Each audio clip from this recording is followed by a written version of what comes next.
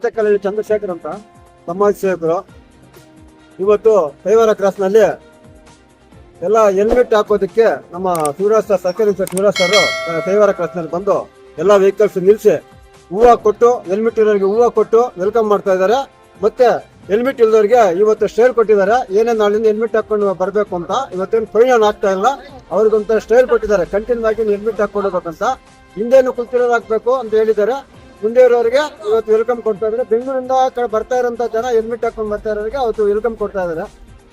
ಮತ್ತೆ ನಾವು ಇವತ್ತು ಕೈವಾರ ಕ್ರಾಸ್ ಮೇಲೆ ಒಂದು 15 ಜನಕ್ಕೆ ಹೆಲ್ಮೆಟ್ ಕೊಡ್ತೀನಿ ಅಂತ ಹೇಳಿದ್ವಿ, ಉಚಿತವಾಗಿ ಹೆಲ್ಮೆಟ್ ಕೊಡ್ತೀನಿ ಅಂತ ಹೇಳಿದ್ದೀನಿ. ನಮ್ಮ ಸರ್ಕಲ್ ಸಾಹೇಬ್ ಸಮ್ಮುಖದಲ್ಲಿ ಬರ್ತೀವಿ. ನಾಳೆ ಅದನ್ನ ಅವ್ರ ಹ್ಯಾಂಡಲ್ ಮಾಡ್ತೀರಿ ಹೆಲ್ಮೆಟ್ಗಳನ್ನ. ನಿಮ್ಗೆ ಏನ್ ಅನ್ಸ್ತಾ ಇದೆ ಮಾಡ್ತಾರೆ ಅದಕ್ಕೆ ಜನಕ್ಕೆ ಒಂಥರ ಪ್ರಾಣ ಉಳಿದಂಗೆ ಮಾಡ್ತಾರೆ ಸರ್ ನಮ್ಮ ಸಾಹೇಬ್ರು.